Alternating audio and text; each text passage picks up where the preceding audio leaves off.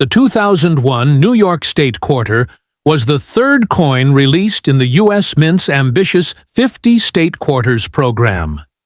This program began in 1999 and aimed to celebrate each of the 50 U.S. states with its own unique quarter design. New York's coin was officially released on January 2, 2001, making it one of the early entries in the decade-long program. Designed by John Mercanti, the obverse, or front, of the coin features the familiar profile of George Washington, the first President of the United States.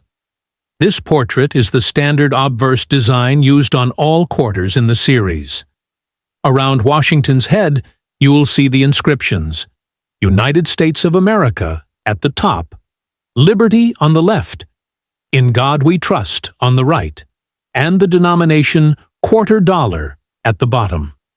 Below Washington's neck is the mint mark, either P for Philadelphia, D for Denver, or S for San Francisco, depending on where the coin was minted.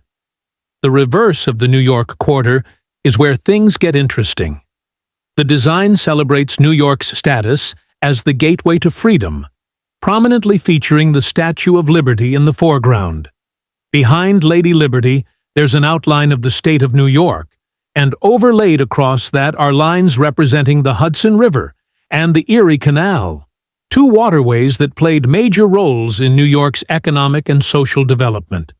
To the right, you'll find a star pinpointing the location of New York City. The words "Gateway to Freedom" are inscribed proudly across the coin. At the top of the reverse side, it reads, New York, 1788, the year New York became a state.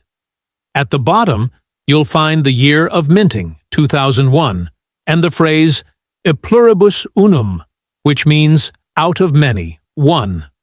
This design was selected through a statewide competition, and it reflects New York's rich heritage as an entry point for millions of immigrants, particularly through Ellis Island.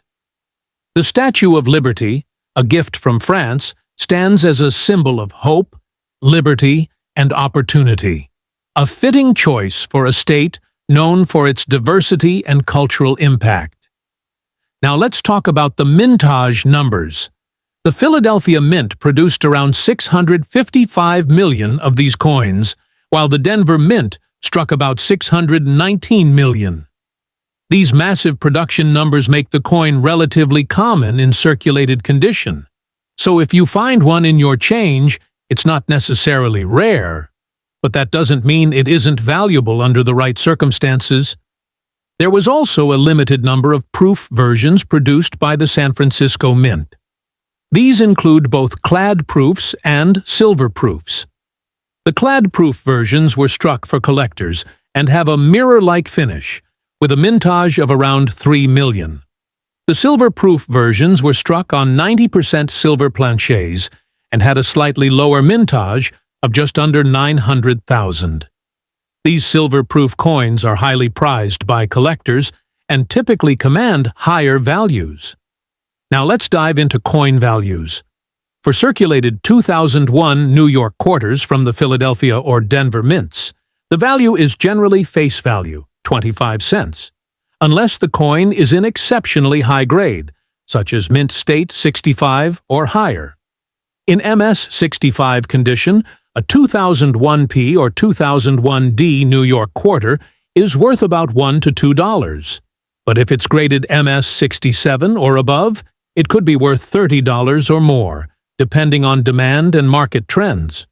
The real value comes from proof versions and error coins.